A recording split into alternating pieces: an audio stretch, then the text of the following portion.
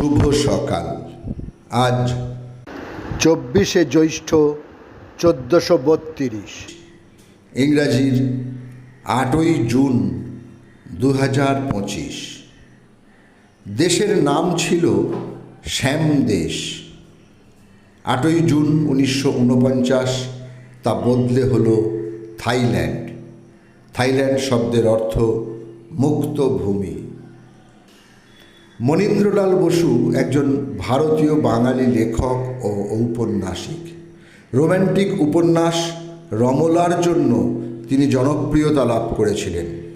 তাঁর অপর উল্লেখযোগ্য গ্রন্থগুলি হল জীবনায়ন, সহযাত্রিণী, স্বপ্ন, রক্তকমল, সোনার হরিণ, মায়াপুরী, কল্পলতা ইত্যাদি।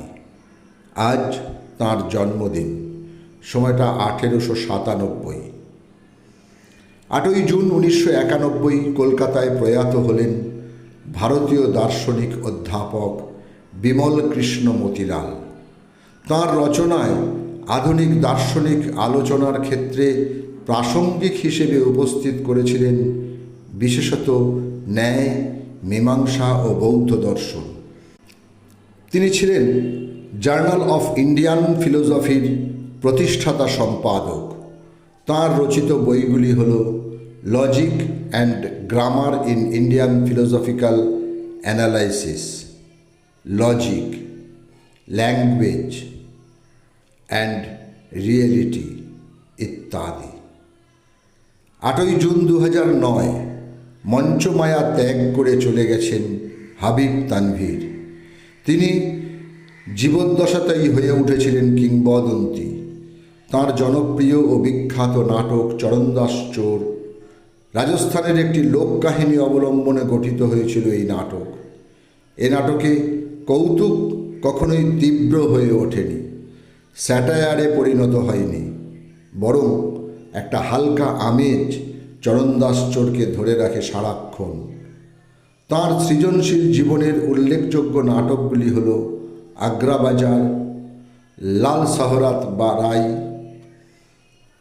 মিট্টি কা গাড়ি, উত্তর রামচরিত, পুঙ্গা পণ্ডিত, রাজরক্ত ইত্যাদি। রবীন্দ্রসঙ্গীতের শিক্ষক, গবেষক ও সমালোচক সুভাষ চৌধুরীর আজ মৃত্যুদিন। 8ই জুন 2012 79 বছর বয়সে কলকাতায় তিনি প্রয়াত হন। তাঁর উল্লেখযোগ্য গ্রন্থগুলি হল রবীন্দ্রসঙ্গীতায়ন, সংকলিত ও সংবলিত, সুচিত্রা মিত্রের সঙ্গে একসঙ্গে, লিখন আমার, মুক্তির গান, রবীন্দ্রনাথের গান ও অন্যান্য ইত্যাদি। 8ই জুন 2024 87 বছর বয়সে প্রয়াত হন ভারতীয় ব্যবসায়ী, মিডিয়া উদ্যোক্তা ও চলচ্চিত্র প্রযোজক রামজি রাও।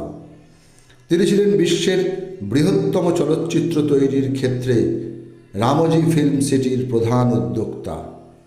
সাংবাদিকতা, সাহিত্য ও শিক্ষায় অবদানের জন্য 2016 সালে তিনি পদ্মবিভূষণ সম্মানে সম্মানিত হয়েছিলেন। সকলকেই আমার আনত প্রণাম।